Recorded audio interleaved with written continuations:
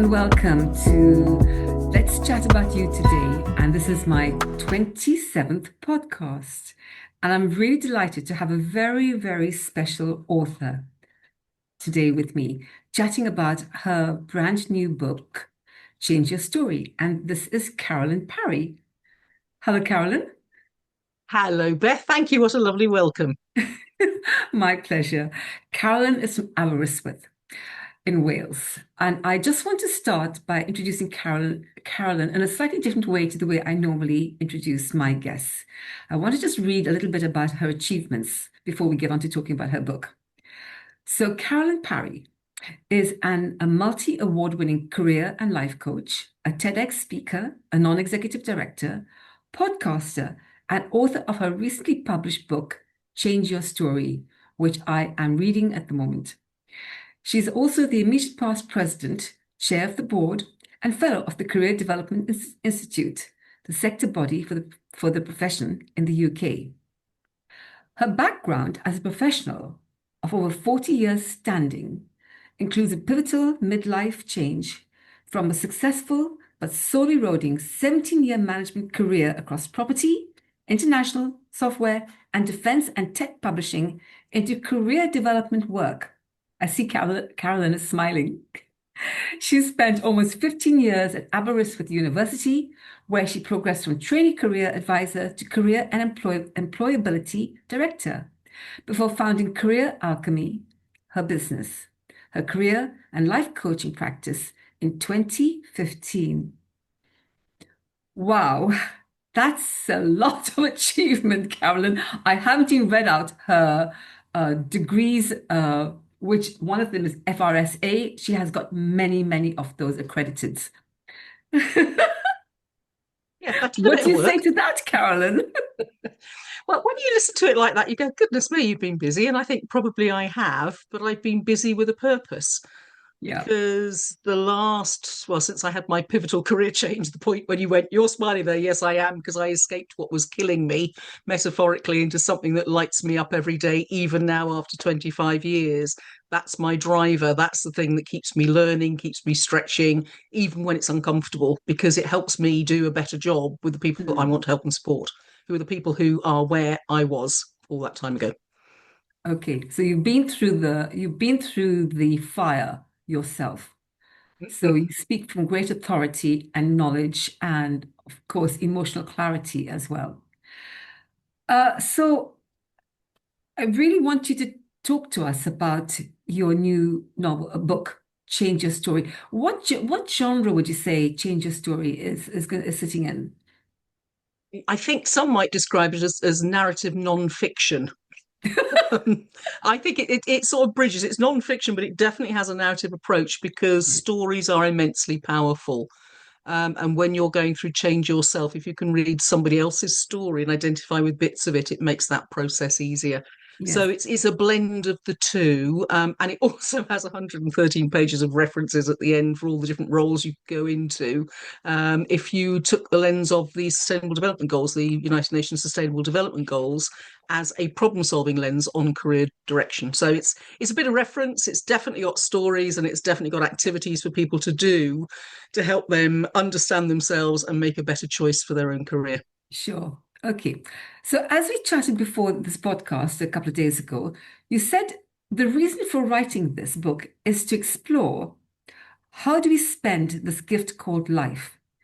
And that really, really resonated with me because I too have had a career in my running my own business of 40 years. And I'm looking back and I'm wondering, how have I spent my life in that period of time, which was more than half my life, really. Well, I'm not too sure about that. I can't quite work it out.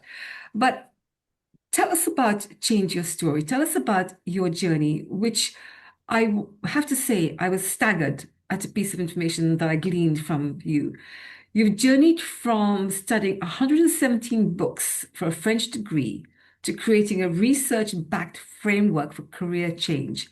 So, listeners, this book is not just about career change, it's about how you live your life from my perspective and what happens to you in the transitioning process of living your life. So, how has your lifelong love of learning shaped your writing and the way you guide others towards transformation?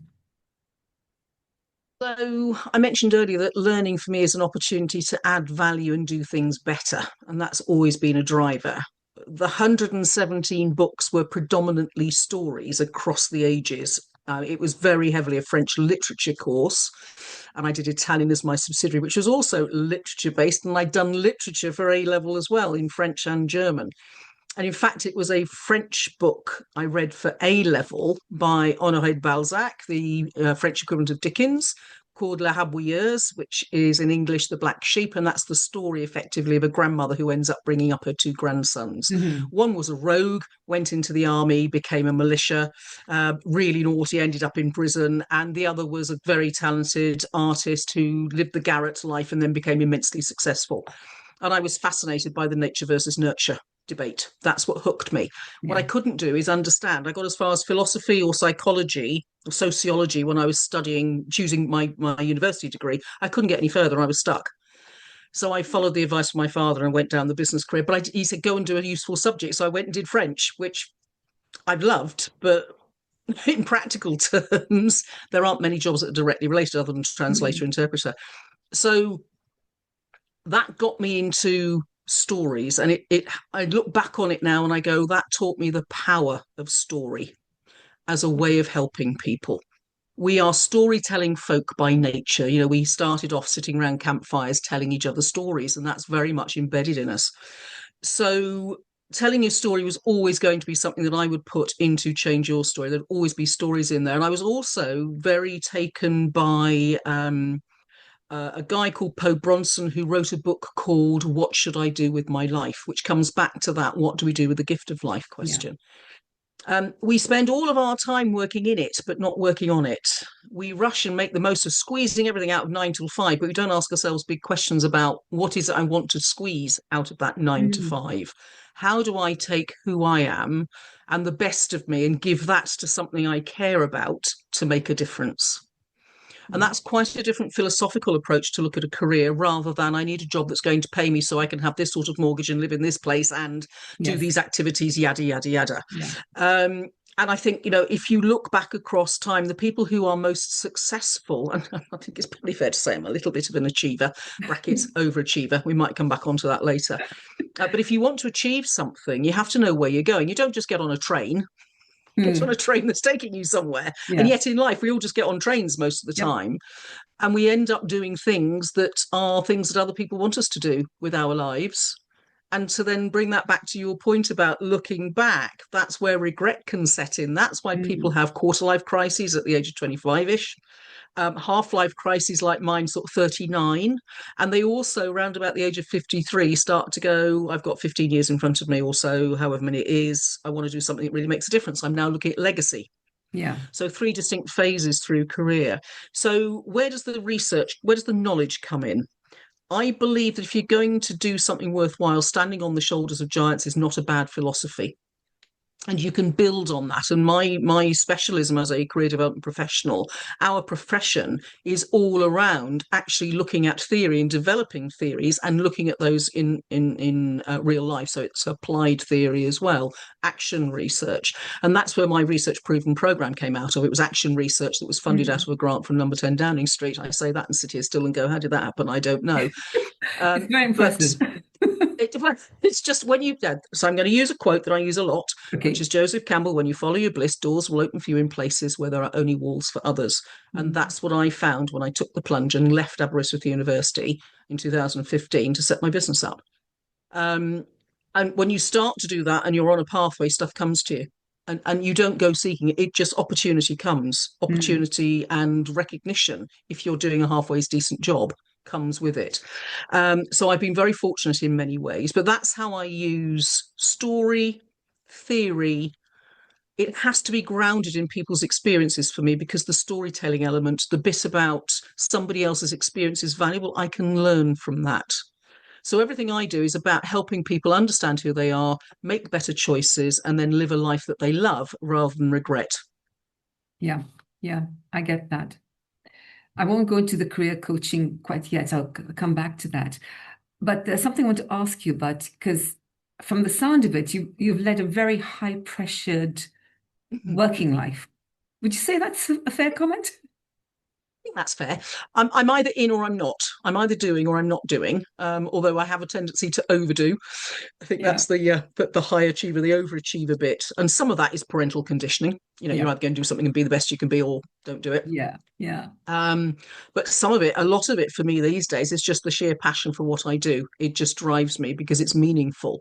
And Mm, if we're going to thrive in life, doing stuff that's meaningful is the best thing we can choose because it gives us purpose, and purpose helps us live longer and live yeah, better sure, and sure. feel like we don't have any regrets at the end of it. So Yeah. yes, I've done some quite high pressure. There have been moments when it's been a little bit too high pressure, Mm, and I will hold my hand up and say yes, I've gone through a burnout cycle a couple of times. I've now finally sussed what it's about. mm, That's coming up. Some of that's in my new book that I'm working on at the moment. We'll probably come back to that in a minute.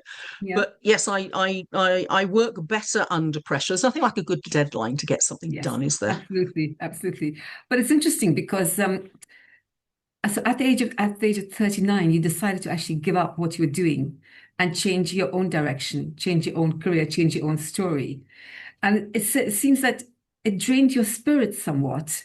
So when you changed at 39, what gave you the courage to listen to your inner voice? And how does that moment continue to anchor your work today? Think when the pain gets too great, I'm going to use I sound a bit posh here, but that existential pain, the pain of the inner self going, this just isn't right. Yeah. When that pain gets too great, and then you suddenly understand why you're feeling that. When on the outside it looks like you've got the perfect house, the kids in the right school, the right car, doing the right job, it's all going very well, you've ticked all the career steps, tick, tick, tick all the way through. And yet it can feel really quite disconnected with who you are intrinsically. And Yes. I had a moment when I realised that I was living my parents' values incredibly well. The only problem was they weren't mine, and that's what the source of the pain was. Yeah. So, and it was doing I was doing a workshop. We had our staff going through, when we were publishing a sales marketing technology magazine, we had our staff going through a peak performance program with an external trainer. And it was day two when we hit values, and I went, I now understand. And my world opened up and fell apart simultaneously. Yeah. And then you go, okay, so what's wrong? And part of it was wrong. What part of what was wrong was we were living in the southeast of England, which is all about, my son came home from school one day saying, he's got a nice new pair of trainers. I need some new trainers. Okay, what do you fancy? Well, Josh, he's got some Nike Airs. Okay, how much are they? This was 1994, 95, Mm, maybe 96. No, a bit later on. He said £100. I went, £100 for a pair of trainers. yes. Yeah, he might be a lovely boy, but just because he's got £100 pair of trainers, that doesn't make him a lovely boy. That's two different things. And that was one of the, I must have been Yes. 99 actually. It was one of the wake up calls when we went, yeah, Mm, that there's some different values here other than what do I own that yeah. makes me Yeah. somebody. Because So I think the pain was big. I think we talked about how values are literally the basis of your life, everything you do, the thread that goes right through your book, what actually drives you to be the person Yeah. you are, and the way that you want to help other people become the people that they want to be or they think they are, but they don't know how to get there. So that's your kind of impetus for them. Or yes. So this book has its origins, I believe, in your podcast and your Mm-hmm. time leading the CDI. So Yeah. how did that combination of storytelling, which we mentioned earlier, and professional leadership shape your voice as an author and your desire to champion the careers profession, which this whole book is really about? So I believe with every fibre of my body in the value of the work that we do as a sector. I was privileged enough to be elected as president and chair, and I wanted to do something which flew the flag for the sector. Hmm. Because when you're president, it's a very privileged position. And for me, that sort of leadership is you get up there, you stand out front, and you shout Yeah, loudly about the value of what we do. yeah. And so I set the podcast up. I hadn't got the book in mind at the time. I set the Hmm. podcast up to collect stories, to weave in some theory, a bit of conversation, provide something that helped people see what career guidance and career coaching was about, and to maybe give them a helping hand with it. And it was sort of pandemic time as well, and people were listening a lot to podcasts. So I set it up. And then I happened to fall across Michael Heppel's Write That Book Yes. program, Yeah. which you and I both took part in, which Yeah. is how we met. And I was thinking about, this book that I actually now have written, I've had 4 goes at starting in the last 15 years, and I've only ever got to a certain point and something's happened or I've abandoned or life's got in the way. Mm, And it mm, was never quite right. And then suddenly this course, and I went, yeah, it's that book. And then I went, I want to use stories because I'd already done a creative writing course through Aberystwyth University for the lifelong learning yeah. department. Yeah. And I thought, you know what? I've got a research proven program. I want that in the book. How do I illustrate it? And I looked at the people who I'd done interviews with, and miraculously, within about 5-10 minutes, each of them slotted into one particular Yeah. stage Yeah. of the program if I took that particular lens. So that's how the book came about, and that's how the Mm, podcast helped it. And it was to do that thing about here is what career guidance looks like. And it was quite relief when my peers and colleagues in the professional went, yeah, like your book, it's really good. Thank goodness for that. Because when you're out there flying the flag, it's a bit of a weight. It's yes. a bit, and So you feel as you go, goodness, I hope this is going to go well. yeah. So you had this book in mind for quite a long time. So when you actually Yeah. came down to physically putting it all together, how long did that take you? Well, I did a bit of planning in the January when I think we started write that book, and I had a bit of a dabble across sort of March, April, May, but not very much. And I wrote the forward, and that was all right, and the introduction. And then life got in the way because when you're chairing a board and you're running your own business, and we have 2 Airbnbs here as well, there's Okay. quite a lot of stuff on. Yeah. And then I went, do you know what? I'm going to get, if I don't set a date, this book is not going to get written ever because this is my Mm, 4th go around the block, 5th go around the block. So I went, right, it is being launched before I finish as president. okay. Which was the 3rd of December. So I launched, the ebook went up on the 27th of November, and I did a series of launches running up Mm, to the mm. 3rd and 4th and just after. So I could legitimately say it was written while I was president. Um, and so I started writing in earnest in the middle of September Oh, and what year was that? the same year. So I wrote it in Okay. edited it and out in about 3-4 months flat. I was going to say I don't ever want to do that again, but I find myself in a similar place once again. I won't be doing it for the 3rd book. I will give myself longer, but there's nothing like a deadline, as I said earlier, to get Yeah. something finished. Yeah. And in fact, because I had the stories, I had large chunks of the book. The Mm, problem I had was they were about 10 to 15,000 words long each, and I needed to get them down with that right angle on them, not changing the story, but pulling out those specific bits in mm, particular, losing the bits that didn't really matter in terms of the story for the way it was coming in the book, and get it cleared by all the people who very kindly let me share their stories, by the way, which they all did, bless them, bar mm. one. That's a story for another day.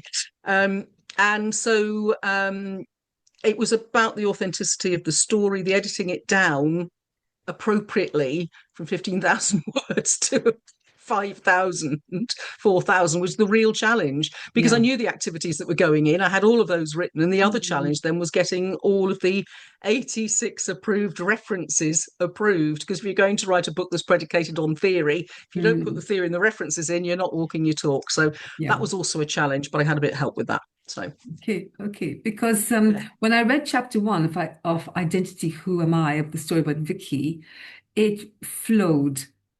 So you did a brilliant job of reducing 15,000 words to 5,000. It was really you did a good job of editing if you did the editing. Brilliant, absolutely brilliant, really. To kind of knit all the themes and all the stories and all the events and all the emotion really well. So your book is based, as you said earlier, on real life case studies rather than idealized success stories.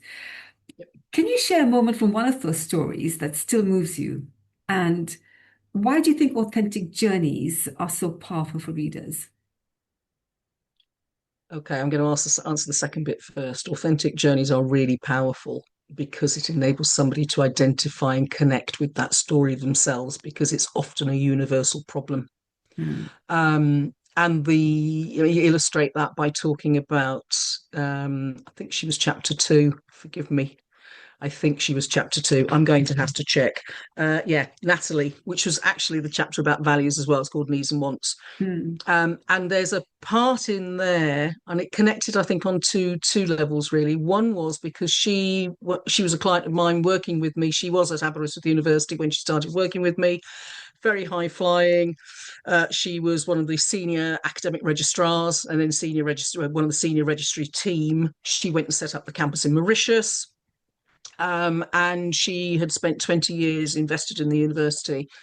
Slowly her soul was eroding as well. It's a very similar story to mine, which is why I think it connects so much. Mm. And the moment for her was when, and we talk about it in the book, and it happened in the coaching session, when she realized that what she had done is she had left behind a big part of who she really is, and which was the art piece.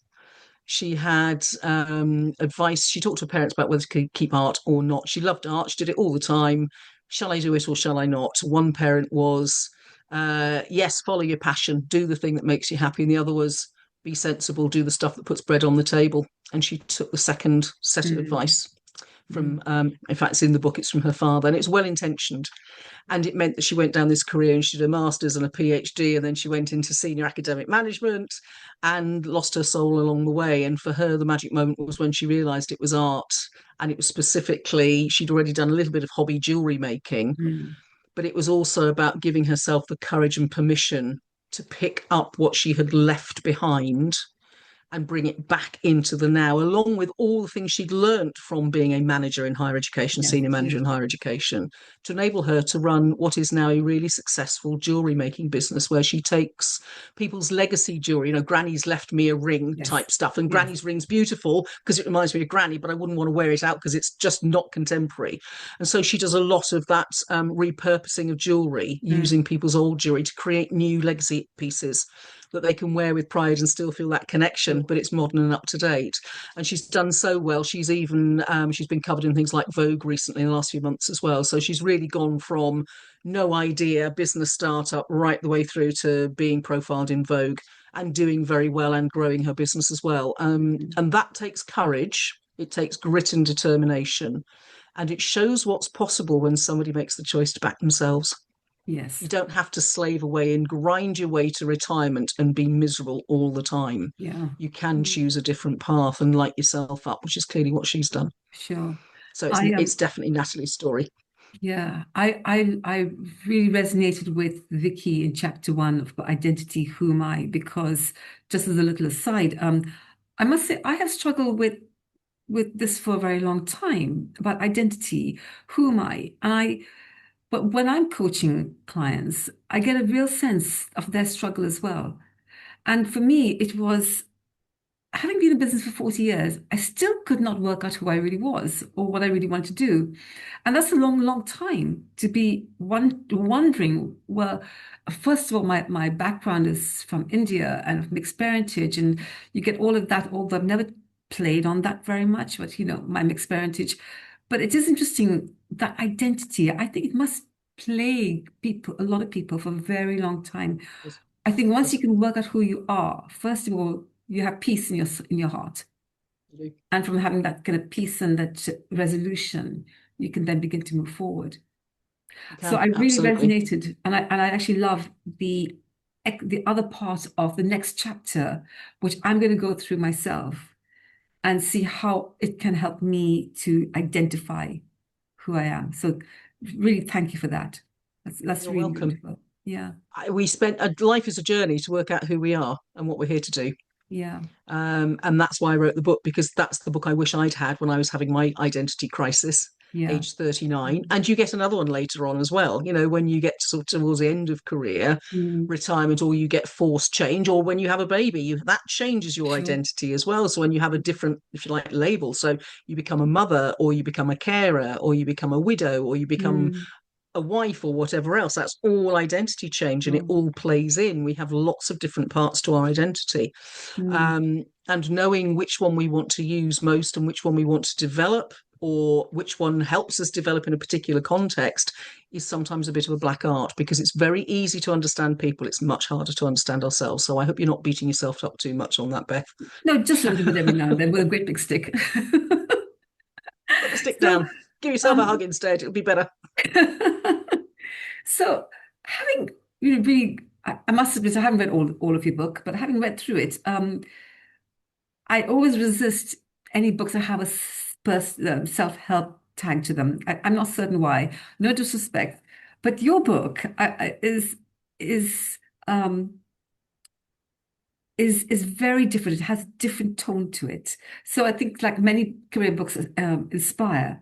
But I think what you're doing is you're helping the reader to equip themselves to make that change without beating themselves up, and learning how to identify, checking out their values. And I think that's what's really special about your book. The book that you have the practical tools like personality assessments and SDG aligned roles. And how have readers responded to that so far? Well, it's a funny old thing when you publish a book, as you know, you put it out there and sometimes you hear things back and sometimes you don't. And sometimes, as happened to me a few weeks ago, somebody booked a discovery call with me because I always do discovery calls before I work with clients Yes. just to check the chemistry is right apart Yeah. from anything else and to check that I'm the right person to help them. And this guy booked a session with me. And he was in the diary the next week, and I looked at the schedule for that day and went, "Oh, I'm going to see him. That's interesting," because he'd made reference to having bought the book and wanted to come for a conversation. And the night before, he cancelled it, and I went, "Oh dear." And then I read the note he'd left, which was, "I don't need to talk to you now because your book sorted it out for me." And he actually wrote a review for me on Amazon. He said, "Change Your Stories helped me to get unstuck following a 23 plus year career in web design and marketing and an 18-month career break. I wish I'd stumbled across this book sooner as the approach it takes really worked for me. Thanks to CAROLYN Parry's advice, I was finally able to identify what I wanted next from my career, make some long overdue decisions and move forward with confidence, well worth reading." That blew me away because it's somebody I've had don't know at all. Yeah. And what I've written has really helped him. And that was what motivated me to write the book. And that's what motivates me Yes. whenever I write anything. Yeah. And I get people saying to me, "Yeah, but you don't show much of yourself." And I tend not to because my focus is on helping other people. It's not Mm, about me. It's mm, like being the flute that the music plays through, if you like. It's yeah. that piece. So for me, Yeah. I understand what being stuck and lost and what is this thing called life? Where am I going? What's it all about? I Hmm. understand how disconcerting that can be. And that's what keeps me doing what I do even now. The thought of somebody else being stuck there is Yeah. just, oh no, I can help you get out of that. Let's do something that helps. Yeah. And in fact, as you were reading the review, I had shivers going through me. I don't know why, but I yeah. burst into tears, to be honest, when I read it. I went, "Oh my God, Oh my I gosh, went that running is into so powerful. Wonderful. You need to shout that out much more. You say you don't talk about yourself much. You have to start talking about yourself a lot Okay, more. Auntie Beth. Okay, Auntie Beth, I'll do that. I And just have this thing about tacky sales. It's just like, yeah, but oh, change the wording on that. yeah, I know. It's sharing it to help people. I know that. Yes. Yeah. But it's that sort of thing. That's why I do what I do. Yeah. And that's the difference between having been successful in a sales and marketing career for 17 years Mm, and doing what I do now. yeah. Um, when we had an order come through, we sold the magazine out, and when we were doing the press launch to and shared it with our clients that and introduced the new owners, Mm, somebody came up to me and said, "Really sorry to see you go. We just took £1 million deal from your business." I went, "Oh, that's nice. Good." Thinking to myself, maybe I should have asked a bit more about that beforehand. yeah. But it didn't touch me, it didn't move me. But if somebody, a client of mine now says, "Do you know what? I've solved that problem. I've got the job. I've got yes," and I'm running around my office like a 2-year-old, leaping up and Yeah. down. Fantastic. And that's the difference. The skills are very similar. It's Mm, the context and the impact that makes the sure. difference. Yeah. So And actually, like when I was reading that chapter about identity, I felt that there's a really deep emotional thread that runs through Change Your Story. So you talked about you don't put yourself out, you don't talk about yourself much, but actually it comes through a great deal in what I've read so far. It really has. I don't think you can write a book like you've written without immersing yourself in it in some way or the other. that's true. That's true. You have to know. As I managed to get onto Radio 2. There was a careers thing, and I just got really quite annoyed by what somebody said, so I rang in, and I think I was present at the time, which also pushed me to ring in. And it Mm, was Tila Dahili standing in for Jeremy Vine, and she made a reference to, "Carl, you really know your onions." And I thought, I'll take that because I've worked hard to know what works and what doesn't. yeah.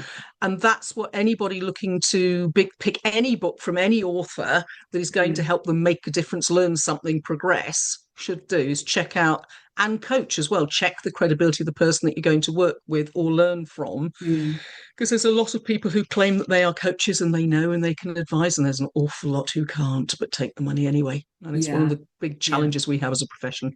Absolutely agree with that. Yes. So something that I don't know if you said that to me, or if I picked it up in the book. You can change your story at any age. You did. Yeah, Now I yeah. help others do the same.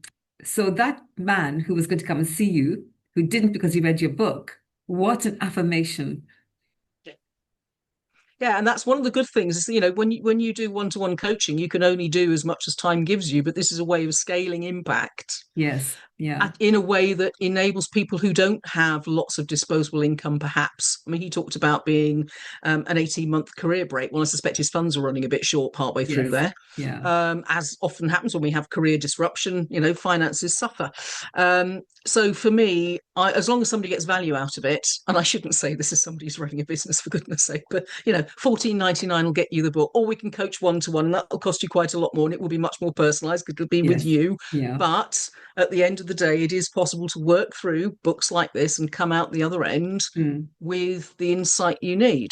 Mm. And that's why the activities are in there, not just the story. The Mm. story's half of the equation, the activities are the other half. And I loved Poe Bronson's What Should I Do With My Life? Really inspired me. But I didn't have the so this is what you do next bit, which Yes. I really needed. It's all Yeah. very well going why and what, but if you haven't got the how, it's no Yeah. use really, Yeah. unless it's flipping obvious. So that's why you've got story and activity in there to relate to it, understand if that applies to you or not, and then dip into the bits that will help you Yeah. resolve whatever questions you're asking yourself around that topic. And of course, sometimes even though you know the activities and you work through them, you still need that guidance from a professional You do, career coach. you do. Sometimes it's not enough just to read about it. You need to No, actually voice it and you do, emotionally. I call it emotional voicing of you do. what's really happening to really make that And have it change reflected quickly. back. Yes, And have it reflected that's back it. and hearing Reflect. it from outside yourself. That was a very, as you know, as a coach, it's one of the fundamental philosophies. Hear the story, restate the story back to the client so they can hear it for Mm. themselves, and you can reflect, you can mirror it back, you can raise questions, you can help them reframe it, you can help them do all of those things. But we are so stuck in our heads sometimes. The only time that we can solve the problem is if we take the pumpkin that is the problem off our heads and we Yeah. have that Yeah. conversation. And that really does help people change dramatically. Mm. I was talking with somebody yesterday who is a little bit blocked on the way that they're moving forward due to an incident that happened to them years before. Hmm. And we're doing some work now. And the next time we get together, we'll be doing some work that helps them understand emotionally what happened and be able to Mm. take the learning and leave the emotion behind. And that's really important because it's emotion that blocks people from doing things, largely fear, Yeah. pain, stress, all of that sort of negative Mm. stuff is what stops us progressing. And Mm. also comfort. We can get very comfortable Yes. where we are, but that Yeah. comfort zone shrinks until it becomes a prison. And that's the point when the pain starts. Yeah. So yeah, we do need to talk to people. Absolutely. Mm. I'm just amazed that I wrote something that enabled one person to actually shift. There may well be others to shift that I much. I I'm don't know, sure there will but be because this isn't just a book on great if there were. self-help. This is there's a lot more depth and um I must use the expression deep diving, which comes from AI. Yeah, deep dive. Deep Nothing wrong diving. with the deep dive. Nothing wrong with the deep dive. It can get used in project management as well. You go and do a Yes, deep so dive much. into the I really hate that strategy expression. and whatever else. Anyway, deep diving's good. That's how you understand it. The aren't everybody. So I suspect, like you, I suspect you have never had a client who doesn't understand, doesn't have the answers within themselves. Mm, I certainly would say that's the case with mine. They don't think they've got the answers, but they actually have. yes, If they they do. work with somebody who can Yeah, help tease them out, yeah, then they've recognized the answers from within it. They've just got buried in the bedrock of yes, daily life yeah. often. So that talking through and that active listening and all the things that we are skilled and trained in and experienced in Mm, helps draw that out. Now, sometimes people can pick up a book like mine and go, I know where I am because they've done quite a lot of other work and that will be enough. But sometimes they do need to talk one-to-one to yes, shift the things that the sure. book doesn't cover, Yeah, for instance, yeah. but another book might do later on. Okay, so a question I want to ask you is uh, you mentioned the word mirror just a few sentences ago, quite a few sentences ago. Your journey to writing this particular book mirrors a very transformation you write about. Yeah. So, what did writing change your story unlock for you personally? And how do you stay grounded as your audience will start to grow? Um, I think staying grounded is easy, because you keep an eye on what else it is you don't know. As a linguist, and you'll recognize this from your own background as well, when you learn a language, the more you learn, the more you realize you don't know. Yeah. Yes. And it's the same with my profession. There's lots of stuff that career development touches on lots of different sectors. Go off to psychology, sociology, philosophy, all sorts of different things, neuroscience. There's always something to learn, so that definitely keeps me grounded. um, I think the day that anybody starts to think they've got all the answers is the day that ego has overtaken heart, and that's never a good thing when you're working with somebody and you want to help people. And we don't know it all, and actually we forget a lot of things as well. So we Mm. sometimes have to go back and have a new memory. So what writing has done for me, what writing this has done for me, because I did do that creative writing course before, and I've Mm. always written. I started off and talked about 117 books. I used to have to write essays about them and translate French and Italian and German into English and back and forth. So I did a lot around use of language. And work-wise, I've written tons of reports. And as president, I wrote reports and pieces and all that sort of stuff. Um, and I started a newsletter on LinkedIn a couple of years ago, just as I was doing this book. Because if you remember, Michael Heppel's words were "go and build a tribe," and I went, "I'll Yes. try a LinkedIn newsletter that's now got 1,750 people who read it every fortnight." I'm sitting here going, "How did that happen?" Brilliant, because it's about helping those people. So that got me writing more of that. But writing the book helped me recognize that I could take stories and add things that added value, and that would still be purposeful, that would Yeah. help people. It's not an easy option to write a book, as you well know, and anybody else who's published a book will also know. It's not a walk in the park, but there's something hugely satisfying about it. And I absolutely love writing things now. I find it a very peaceful place. It's given me, we've talked about identity a lot today, it's given me a new part of identity, because I can Mm. now legitimately call myself not just a writer, but an author, because I'm published. So I've got a written voice that I use as well as a spoken voice. And as part of that identity, it's given me a way forward as I come towards the last however long of my career, because I'm now tender age of 64. So am I going to be coaching in another 10 years' time? Possibly not. But will I still be writing? Absolutely. Because there's such I really love that thing about an idea pops in from wherever that idea comes, and then you can take it and play with it, and you can bring Mm. other ideas in, and out of that you can create something new that might well add value to somebody. And you can just enjoy going through that process. I'm equally happy, in fact probably happier, writing 1,000 word Yeah. article Yeah. piece than actually grinding through a complete chapter, particularly when there's lots of academic references, Yeah. because that's Yeah. actually harder work. But there is something beautiful, and there's something really enriching and peaceful and enjoyable to go through that process of creativity through writing. Mm. Yes. I'm something just to pick up on what you said. I'm amazed when I'm writing. The words that come to me are not words that are in my awareness zone. I wonder, where does that come from? Where did that phrase, where did that description, where did the idea? I just find it fascinating. The more I write, the more these ideas, unknown ideas. It's just wonderful. I think you have I an would explanation for suspect, that. I do. Sorry, I would suspect that you're in a state of what's called flow. Mihai Csikszentmihalyi Yes. identified as flow. Yeah, yeah, And part of that is where there's no ego. There's just the task that is a stretch, but not too big a stretch, because that puts you out of flow, yeah, and not too boring, because that puts you out of flow as well. And yeah. that's just where that time either stands still or evaporates. Mm. And flows, that's where I am when I'm writing usually as well, apart from days when it doesn't flow, in which case I need to go and do something different, Yeah. or prep for another client or whatever.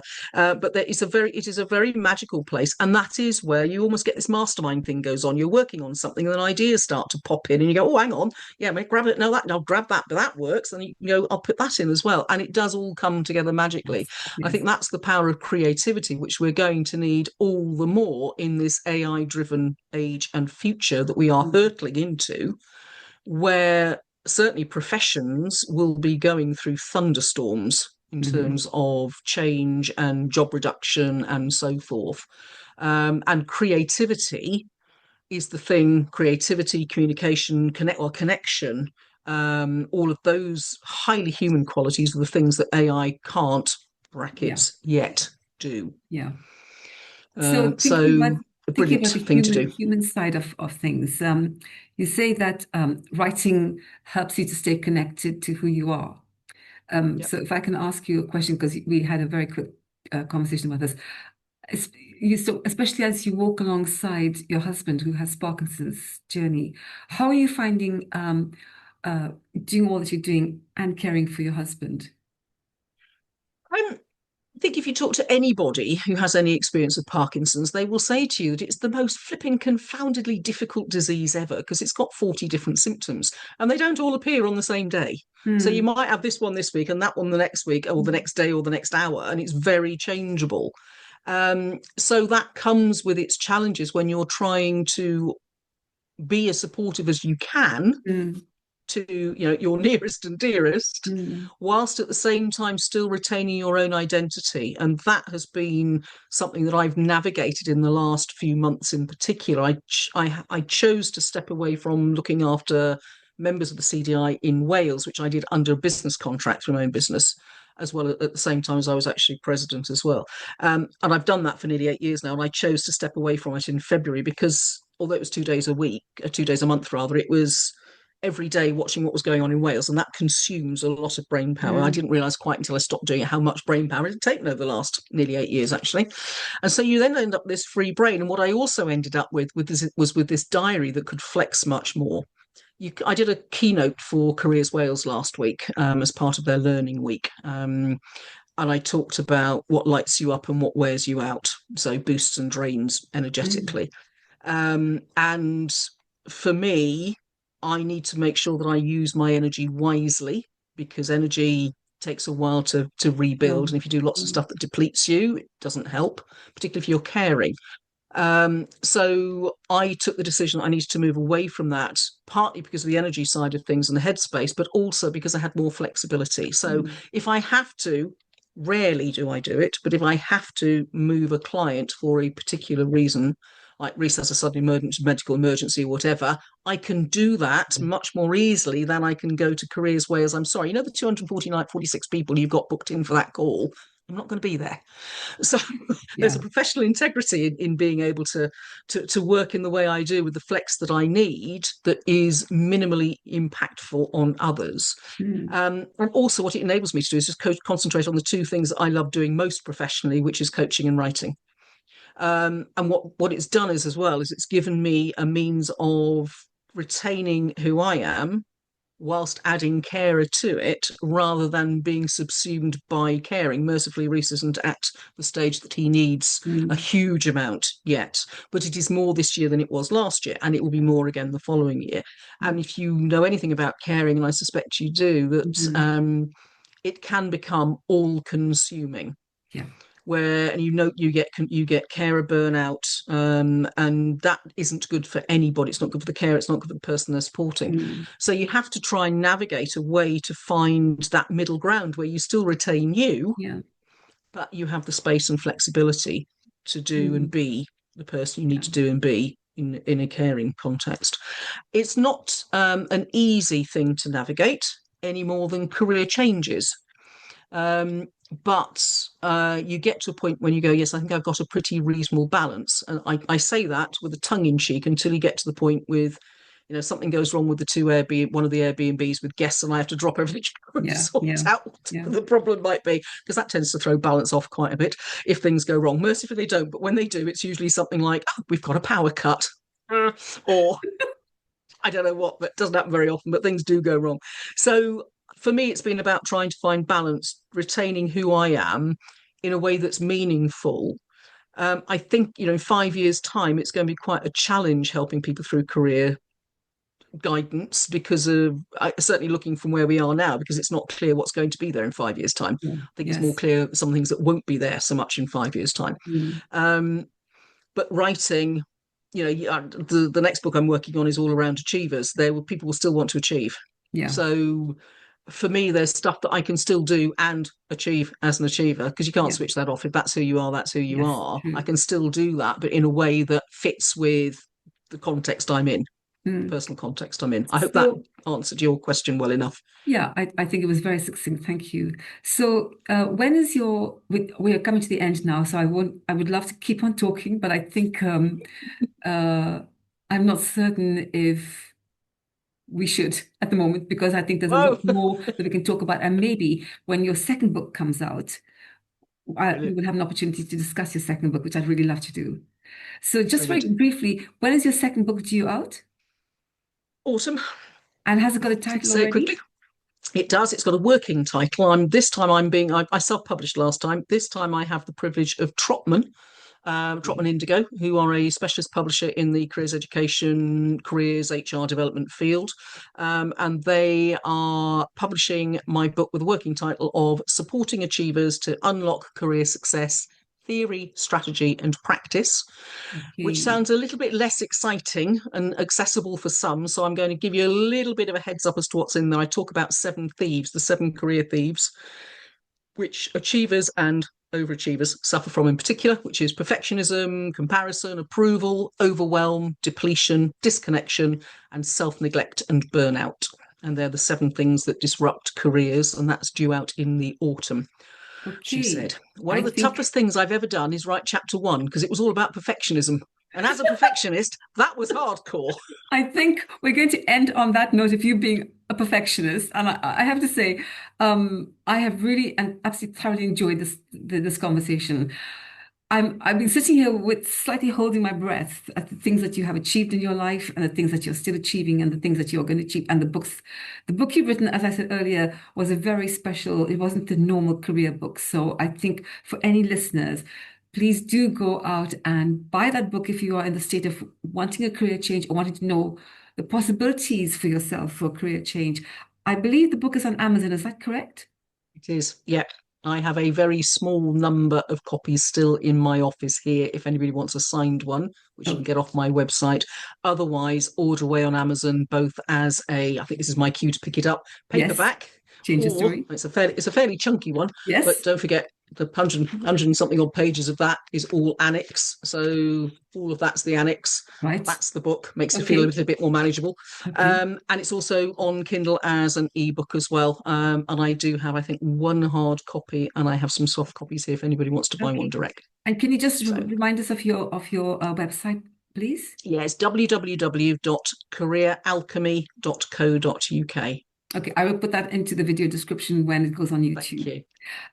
One last thing is before we close, I just want to remind listeners the purpose of this channel. So this channel, Let's Chat About You Today, is all about helping indie authors have a voice, have an opportunity to be heard, to have their stories heard, why they wrote the book, how they've come to write it, the ups and downs, the challenges of actually publishing a book, because most of the indie authors, as the word indie means, are independent publishers, self-published. It's very hard to get into the traditional publishing arenas, as we now know. So this is, as I said, an opportunity for indie authors to be heard.